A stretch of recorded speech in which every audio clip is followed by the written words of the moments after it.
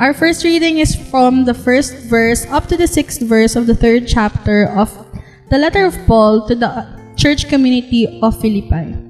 We'll be listening from the NRSV English Translation, Updated Edition. I thank my God for every remembrance of you, always in every one of my prayers for all of you, praying with joy for your partnership in the gospel from the first day until now. I am confident of this, that the one who began a good work in you will continue to complete it until the day of Jesus Christ. Our gospel reading is from the first verse up to the fifth verse of the 15th chapter of the Gospel John, also from the NRSV translation. I am the true vine, and my Father is the vine grower.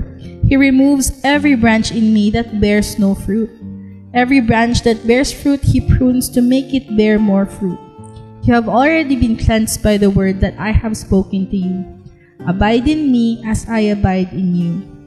Just as the branch cannot bear fruit by itself unless it abides in the vine, neither can you unless you abide in me. I am the vine, you are the branches. Those who abide in me, and I in them, bear much fruit, because apart from me you can do nothing. Listen to what the Holy Spirit is telling us today. The preaching we receive inspire us, comfort us, and challenge us. Amen.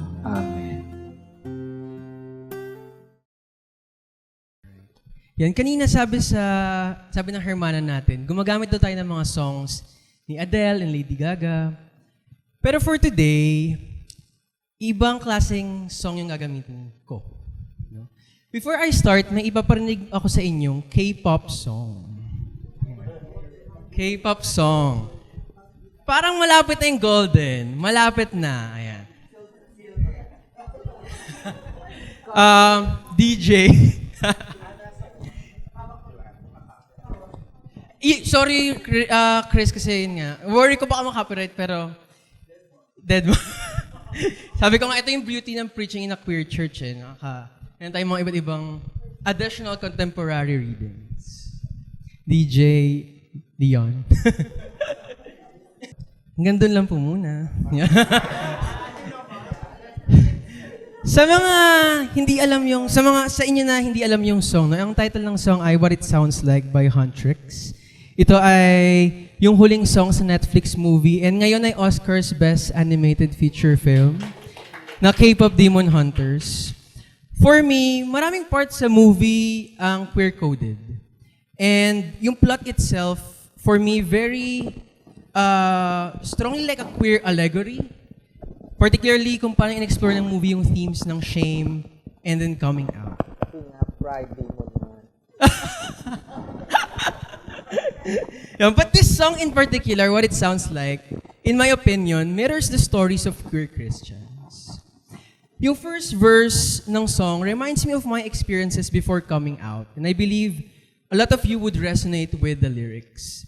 The song opens with a raw confession, and sa ating mga queer Christians, madalas dyan nagsisimula yung ating journey. No? We were ashamed of who we are, we tried to fix it, and we prayed wholeheartedly for God to change us. I even think universal experience for queer Christians na nung na-realize sila na hindi sila straight, nag-pray talaga sila ng marubdob sa Diyos na tanggalin yung sinasabi ng mga tao na weakness of the flesh. Nung uwi ako ng Cavite, nung nakaraan, hindi kahapon. Kasi hindi ako Cavite, wala pa akong maayos sa sleep. Hinanap ko yung dati kong diary. Hindi ako consistent sa pagsusulat pero kapag meron akong dinadamdam, sinusulat ko siya sa diary. Hindi siya pangkaraniwang diary kasi yung simula ng bawat entry ko ay Dear Jehovah. Sabi niyo nga kanina Jehovah, di ba? Sa mga di nakakaalam, yun ang pangalan ng God the Father sa mga Jehovah's Witness. No? Damang-dama ko noon yung pakikipag-converse sa Diyos. Ang dami kong entries nun na ganun yung simula. Merong page na sabi ko sa Diyos, bakit mo ko ginawang ganito? Ang hirap-hirap, parang... Actually, ang prayer ko noon, gawin niyo po akong bye para...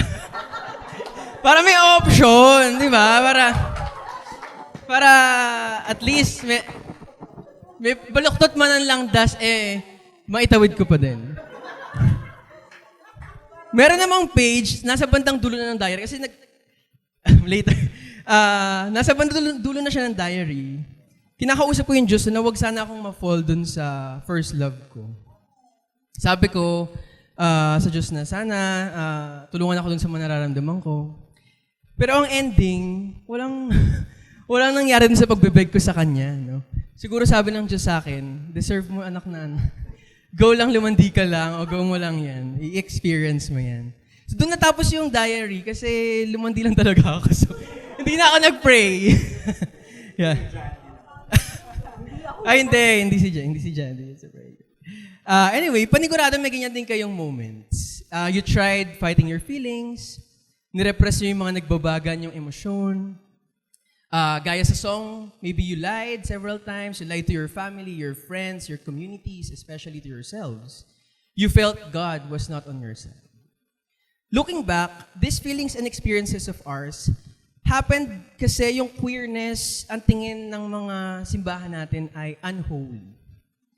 Even though may kanya-kanyang batayan, yung mga pinanggalingan nating simbahan kung ano ang banal, at kung paano magiging banal, I mean, sa JWs, meron silang ibang understanding ng holiness, Catholics, Evangelicals. Madalas, sa mga simbahan natin, synonymous na yung idea nila ng kabanalan, synonymous sa konsepto ng moral or sexual purity. No? O di naman kaya, yung ideya nila ng kabanalan ay pag-conform sa mga norms at traditions. At malamang, isa yan sa mga rason bakit nandito kayo sa Open Table. Kasi eventually, na-realize yun na napakahaba ng mga listahan nila ng rules. And parang hindi yata yun yung holiness. No? Premarital sex, ekis, same-sex relationships, big no, masturbation, pati yung ginagawa ko mag-isa, no, bawal din. Mag-isa na nga lang. Di ba? Nakikita nga kasi. Nakikita. Mga babae, dapat laging modest yung pananamit, subservient sa lalaki. Dahil sa iba't ibang rules na yan, maraming nakakaramdam at nakakaranas ng shame at guilt sa kanilang mga simbahan. Sa mga Katoliko, may tinatawag pa nga silang Catholic guilt. No? Pero ang nakakatawa at nakakainis at the same time, hindi man lahat dun sa mga rules, hindi man lahat, pero karamihan sa mga rules na yun, hindi naman talaga biblical. Tuwan-tuwa ako pag narinig ko yung social media personality, I think theologian siya na si Matty, if you know. Laging ending niya ng video, it's not biblical, sis. Di ba? So, ganun, no? Ang daming sa mga rules na yan, hindi naman biblical. So, medyo funny pag binabalikan natin.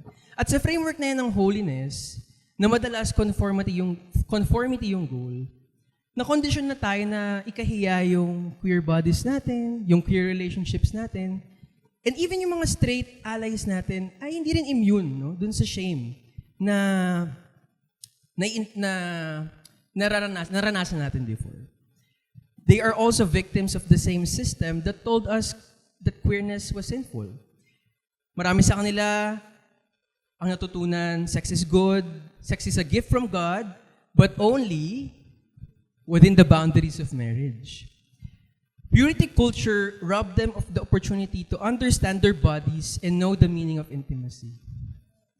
Ako mismo, na-witness ko kung gaano ka-obsessed sa mga churches sa purity. Sa dati kong church, bawal lumabas ang mga couple na sila lang dalawa. Dapat, meron kang tinatawag na chaperone. Lagi kang may kasama. Kahit sino, family member, friend, pamangkin, pinsan, dapat may kasama ka. Kasi baka daw, yung couple, pag sila lang dalawa, alone sa isang space, madala, nang bugso ng damdamin nila. Hindi siya masyado written rule, pero understood na ng community na ganun dapat. Frowned upon kapag sila kayo lang dalawa, na parang chichismisan na, nakita mo yung dalawa, silang dalawa. Parang bakit ganun? So, nung bata ako, nag-benefit ako dun sa practice na yun. Kasi every time na makikipag-date yung tita ko sa boyfriend niya, dapat meron silang kasama. Minsan yung mga friends sila hindi available. Ako yung sinasama. So, lagi akong libre sa pagkain kapag sinasama ko as chaperone. So, nung time na yon parang ang saya-saya ko pa na may ganung rule. Yeah. Maliban doon, na-witness ko rin kung gaano katindi yung pressure sa mga couple na magpakasal agad. Kasi pag di daw nagpakasal agad, baka matempt, mag-sin, no? Sobrang discourage ang matagal na dating sa mga Jehovah's Witness. 2 years maximum, yun yung maximum nila. I mean, hindi siya written rule, pero may pressure to marry quickly. Parang minamata na kayo kapag lumalagpas na kayo ng 2 years. I guess sa evangelicals may ganyan ding, no? Kasi if hindi pa raw magpapakasal yung couple, nga, baka kasi magkasala sila, baka makakapag-commit ng sexual immorality. So, kahit hindi pa ready yung couple, hindi lang naman ito usaping financial, no? Kahit hindi pa ready yung couple financially, I mean, na-witness ko yun sa mga kakilala ko, hindi pa sila ready financially, hindi pa sila ready emotionally, no? Nape-pressure silang magpakasal agad. So, there was that pressure, and I believe in all our previous churches, isa sa mga pressure pa ay yung, of course, magstay virgin until marriage. Lalo na sa mga kababaihan, may mas stigma, no, sa pagdating sa mga kababaihan pagdating sa virginity. Kasi kapag nawala mo yung virginity, marumi ka na, hindi mo na may babalik, pariwara ka ng tao. Yan.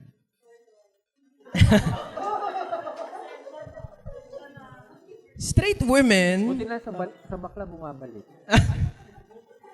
maliban sa virginity, no, ang mga straight women ay tinuruan din na maging guardians of men's purity. Kumakailan lang sa mga usapin, di ba, sa social media and sa media in general, para bang responsibilidad no, ng babae na hindi ma-tempt kuno ang lalaki.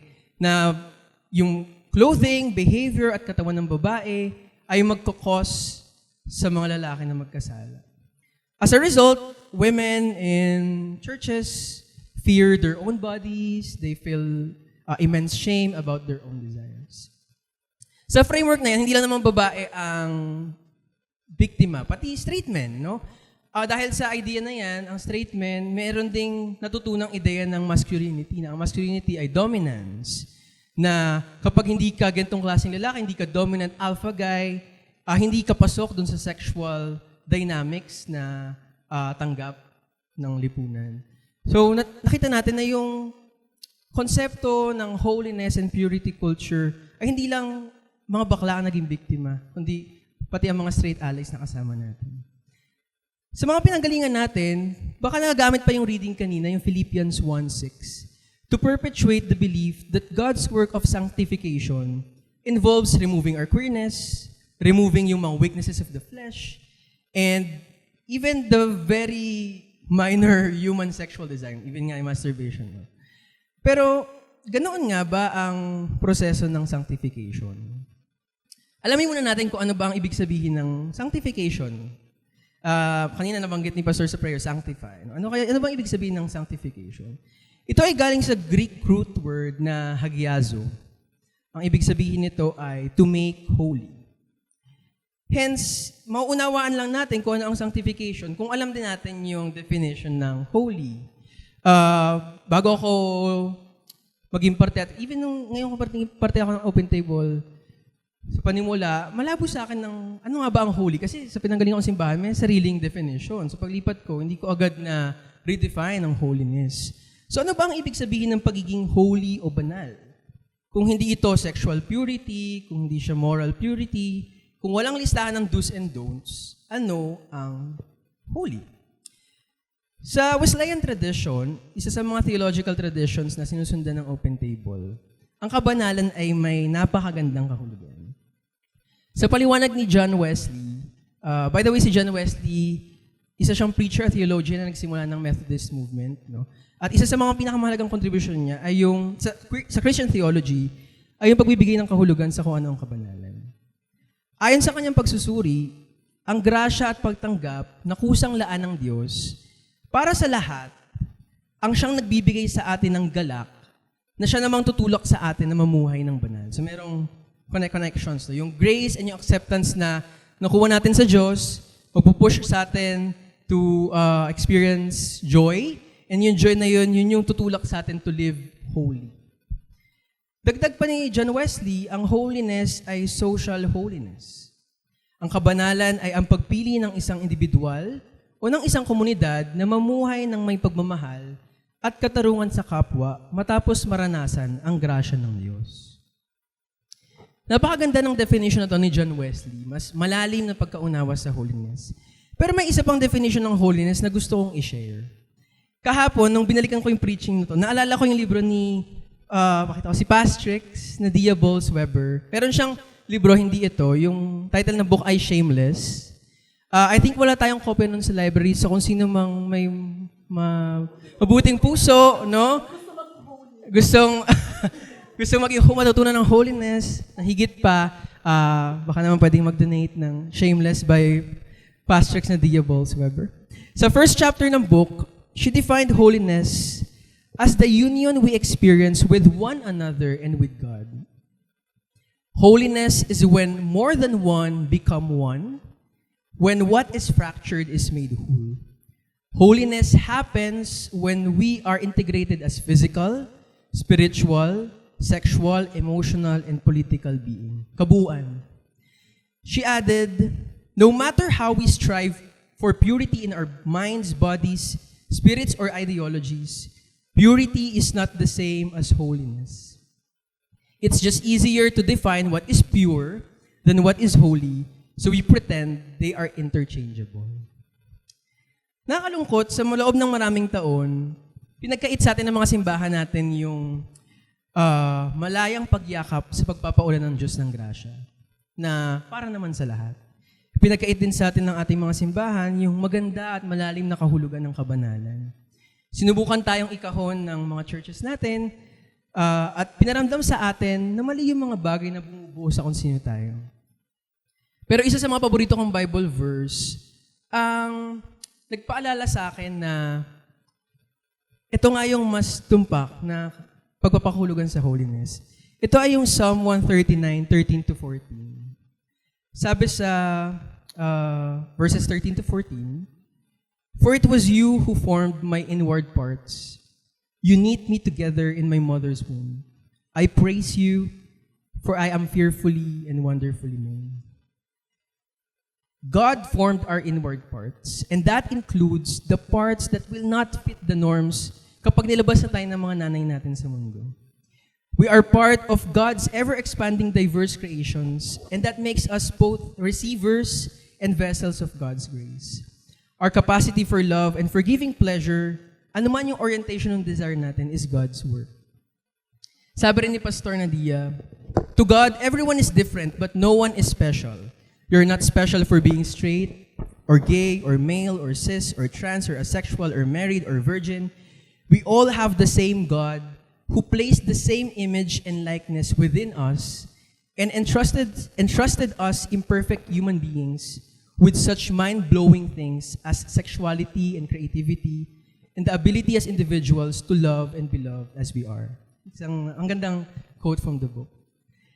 And so if sanctification isn't about changing sexuality, isn't about repressing yung sexual desires, ano ngayon ang sanctification? Tuloy natin yung song, pakinggan natin yung chorus. Ganda lang po ulit. But the song gives us an answer through a question. Sabi ni EJ dyan sa song, why did I cover up the colors stuck inside my head? Yes, the first thing we have to go through in this process of sanctification is unlearning the shame. Because that shame isn't holy. That shame restricts us from embodying God's grace. Sanctification begins by letting God's grace flow in and through us. And that includes letting God's grace gradually dissolve that shame so we could clearly see the good work God has started. Maraming paraan para ma-unlearn ang shame. Abutin tayo ng magdamag kung pag-usapan natin lahat. Pero syempre, on top of it, alam na natin bilang mga membro ng, karamihan sa mga membro ng Open Table, no? Na on top of that list ay faith deconstruction, syempre. Gaya ng paghihimay natin kanina sa kahulugan ng holiness, meron pa tayong ibang dapat himayin na mga bagay. Baka kailangan nating examine at komprontahin yung iba pa nating mga religious beliefs, di ba? Baka kailangan nating mas maunawaan pa kung paano nilaro ng ating mga churches ang scriptures, ano ang history ng Christianity, ano pa ibang interpretations na meron. Pero minsan, hindi yung pag-unlearn sa shame, hindi laging nasa intellectual level. No, isa lang 'yon. Masaya intellectualize ang Christianity and faith. Pero minsan hindi lang nagtatapos doon. Sa sarili kong journey, isa sa mga pinakauna kong step sa pag-unlearn ng shame ay yung pagkikwento, telling stories. Before coming out, kahit dun sa mga diary ko, may mga self-censor ko yung sarili ko. No, hindi ko masyado nilalagay yung mga desires ko, yung mga names ng crush, ganyan, mga encounters. Hindi ko siya, para kung may makakuhang iba, medyo vague yung mga yung mga nakasulat, no? But during my process of unlearning shame, natutunan ko maging comfortable sa pag-share ng experiences ko. Natutunan kong ikwento yung mga experiences ko nung bagong out lang ako dun sa mga college friends ko, yung una kong safe space. At dito sa Open Table, we also offer that safe space, di ba? We have friends dito na ready makinig sa mga dating experiences natin, sa mga sexual encounters natin, and misadventures, di ba? Talking about these things na minsan natakot tayong sabihin out loud, yung pagdidiscuss ito within our circles, parte siya ng pag-normalize na itong mga bagay na ito ay normal. Ito ay parte ng human experience. At for me, crucial step yun para maging komportable tayo sa kabuuan natin. Having a community where you don't have to perform, I guess in our previous churches, we have to perform, pero here at Open Table, something I treasure here, ay yung culture na hindi tayo kailangan mag-perform. We can tell our authentic stories. Unlearning shame also happens in the body, hindi lang sa isip, hindi lang sa salita. Ang shame kasi, naugat na sa natin, sa mismong kaibuturan ng mga kalamnan natin, no? At tinuruan tayong hindi pakinggan yung mga desire natin, yung mga gusto natin. At I guess, iba sa atin, tinuruan na kalaban natin yung sinasabi ng katawan natin. And so yung healing must also happen in the body. Kasama rito yung pakikinig sa kung ano sinasabi ng katawan natin. Ano yung mga fantasies natin, di ba? Ano yung mga bagay na ayaw natin? Ano yung mga bagay na we desire from our interactions with people in our relationships? At kasama din sa exploration na yan, ay yung kakayahan natin mag-discern. Hindi yung pwedeng, I think gusto ng katawan ko, go ka lang ng go sa gusto ng katawan mo. No, just because... Ay, napakapit akong ganyan. Careful sa preaching. sabi ko dito, Pastor, no? Just because we want something doesn't mean it is good for us and for others. No? Hindi porke gusto ng katawan mo, lagi na siyang tama for you and for other people. Ayan. In a blog post, si Reverend Catherine Katsanis Semel, isa siyang feminist lesbian theologian, meron pa siyang isang sinuggest na way to unlearn shame. Sabi niya, another way to unlearn shame ay yung pag-challenge sa microsystems of oppression. Paano yun? Parang ang hirap. Meron siya shinare na story dun sa kanyang blog. Sabi niya, nung tinanong daw siya ng acquaintance niya kung ano yung pangalan ng husband niya, ang sinagot niya, pangalan ng wife niya. In the blog, she said that yung act na yon, hindi yan headline-worthy action of battling oppression, no? Pero with those simple daily interactions with people, with our personal and professional circles, na-challenge din natin yung microsystems of oppression. Ako at work, ayokong pinag-uusapan yung personal life ko. Hindi ako makwento sa work. But whenever there are conversations about what happened, madalas yung mga umpisa ng week, dulo ng week, no? Tinatanong, ano yung gagawin niyo sa weekend? Ano ginawa niyo ng weekend? Ano yung gagawin niyo sa weekend? Ayan. Kasi sila, syempre, magkikwento sila ng mga asawa nila, girlfriends, boyfriends. Unfair sa akin na tahimik lang ako. Kasi normal yung mga buhay nila with their straight relationships So, as a competitive person, share ko na yung mga plans and activities namin ni Jandy, di ba? I also had this experience where my workmates were asking me kung saan ako pupunta. And for a second, parang tigilan ako, sabi ko, wait, kikwento ko ba na sa Open Table ako pupunta? Parang ang sabihin nila, queer. Nag-church ka pala, bakla churches, queer church. So parang, for a second, parang, kikwento ko ba to? Pero, kayo ba kinikwento niyo ba pag punta ka ng Open Table Sunday, no? Because, competitive ata lahat dito no? And machika no? Kasi for me, opportunity yun to unlearn shame. Hindi tayo nahihiya na ako ay queer, ako ay Christian. Ayan, alamin nyo ang aking buhay kapag weekend, no? Kung may problema ka, problema mo yun. Sometimes, we just really have to, and sometimes, we just really have to get out of our comfort zone. Like, sa akin nga, hindi ako mahilig magkwento ng personal life ko. Pero yung minsan yung ang tawag dun? Yung pag-dip ng paa natin, sa labas ng comfort zone natin, paminsan-minsan, no? Ay makakatulong para maalis yung shame na nasanay tayong dalhin. And live life more authentically. And at the end of the day naman, di ba, pare-parehas lang tayo yung mga katrabaho natin, mga kaibigan natin na nagsastruggle sa ekonomiya. Kung kwento mo natin yung career lives natin, same-same lang naman ang mga buhay natin. So, I think it's worth telling yung mga stories natin.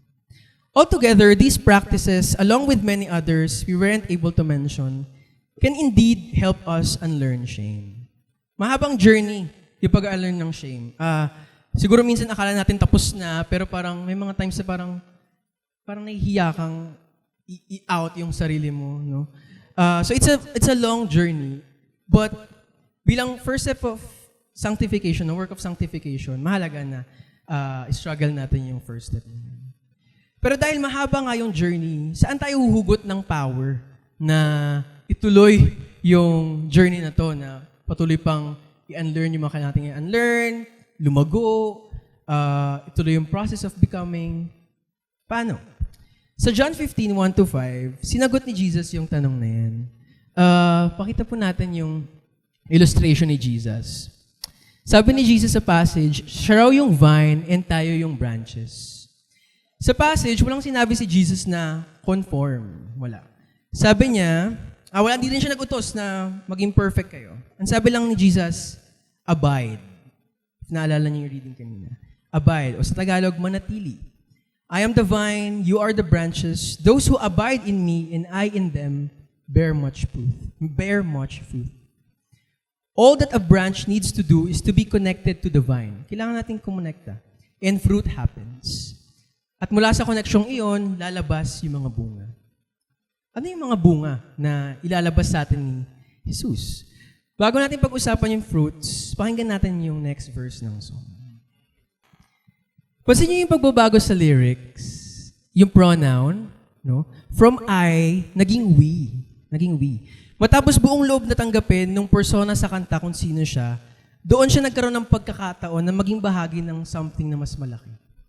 At ganyan tayo dito sa Open Table. We were once cowards, maybe we were also liars, but eventually we became survivors. Survivors ng mga churches kung saan tayo galing, survivors ng ating painful past. But after surviving and coming out, napagdesisyonan natin dito sa tayong mga members at regular attendees ng Open Table na hindi lang magtatapos doon yung ating story. Even though as queer Christians in a country dominated by conservative churches, pwede tayong maging targets ng hate. Si Pastor, ang daming haters dun sa recent video, no? Ang daming bashers. Yung ibang bashers wala masabi, sabi lang kalbo. Wala. Meron talaga. Like, ano ba yun? Oo. Hindi niya na kinaya yung homophobia. Kalbo. Di ba? Mga bashers talaga, no? So, kahit tayo ay nasa isang bansa na pwedeng maging victim tayo ng violence just by being part of a queer church, no? We decided to shatter the silence. We're rising defiantly, shouting in the quiet, you're not alone. Upon accepting our identities and embracing our authentic selves, napagdesisyonan nating mag-participate pa sa wider work of justice. From I, we decided to be part of a we that offers a safe space where queer Christians can come to terms with their truth and wrestle with their faith. Through this, we're experiencing what it is like to be a branch in Jesus' illustration. We're becoming instruments to bear fruits of holiness for the benefit of others.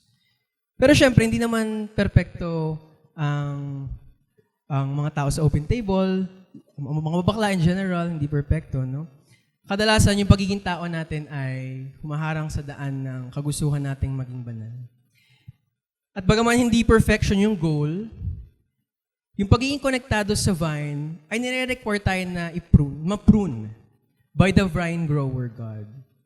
Gaya ng sinabi sa reading kanina.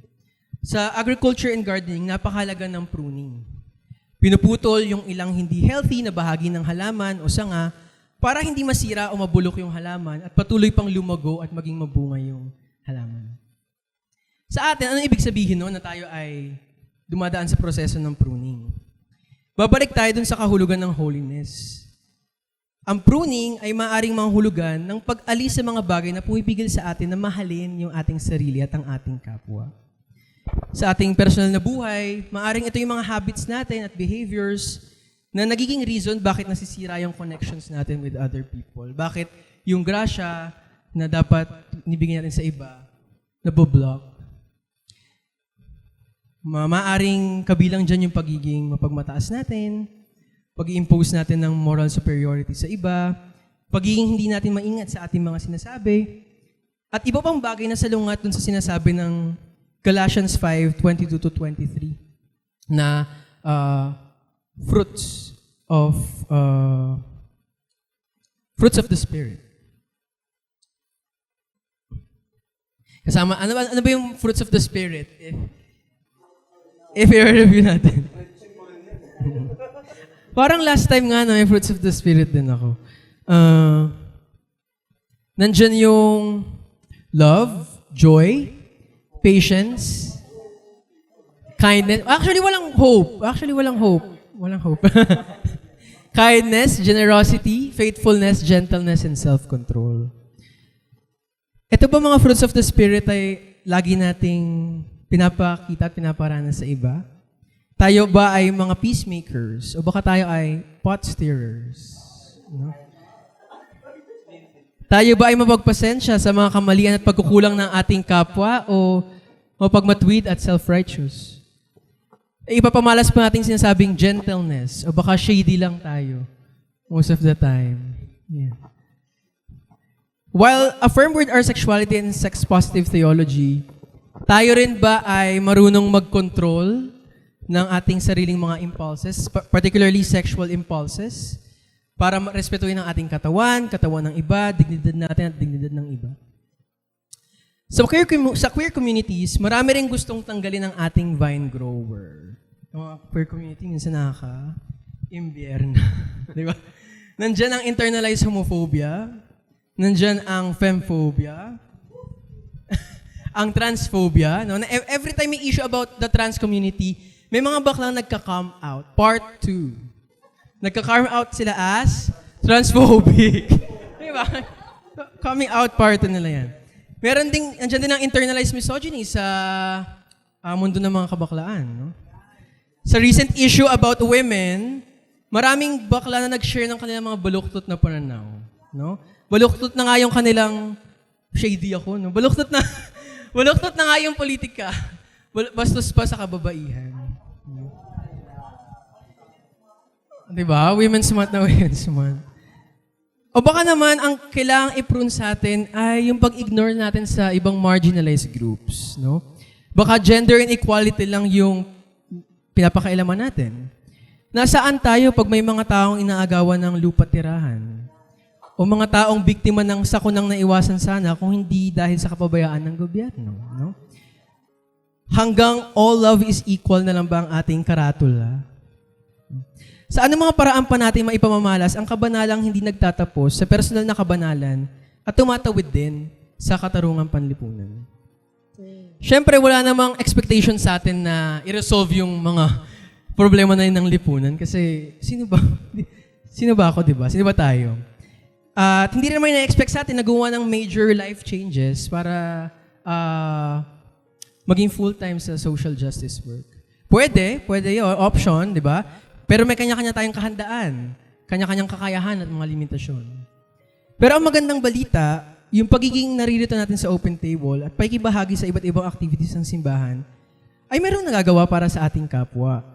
Binibigyan natin sila ng bagong tahanan, yung ating mga kapwa queers, no? Na magkaroon ng pagkakataon na bakahin yung kanilang SOGSC, yung kanilang Christian faith, at yung ating pagka naririto ay pakikibahagi sa isang mas malaking layunin. minsan maaring hindi ito ganoon kalantad o kahayag, o minsan feeling natin parang maliit yung nagagawa natin sa open table, o mismong open table parang feeling natin maliit ang nagagawa. Tuwing naisip ko yung ganyan mga bagay, naalala ko yung mga kwento ni Pastor at ng mga legacy members. Na marami nang pinagdaanan ang open table, pero nandito pa rin naman ang open table, di ba?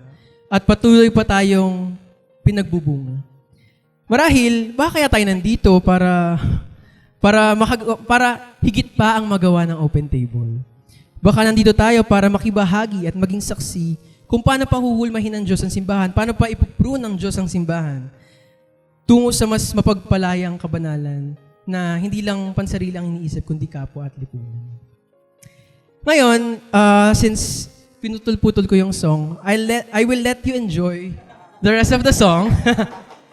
For me, yung mga natitirang lines, those lines beautifully describe what it feels like to live authentically, and what it means to be queer, hindi lang bilang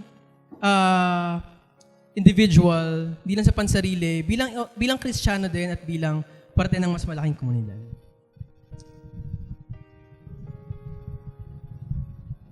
Ayun yung pruning. Ilang araw ko pinag-isipan yung line na, nung sinimulan ko tong preaching, ilang araw ko pinag-isipan yung line na fearless and undefined. Kasi isa sa mga favorite lines ko sa song. And in the end, na-realize ko na tayo mga queer people, pili tayong kinakahon, pili tayong ipinapako sa standards ng holiness. Pero nandito tayo, we continually refuse to conform.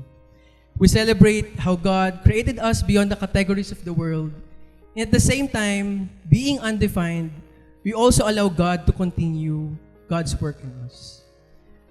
Which is exactly what sanctification is. God continually working in us, patuloy tayong hinuhubog at hinuhulma ng Diyos sa pamamagitan ng kanyang grasya at pag-ibig.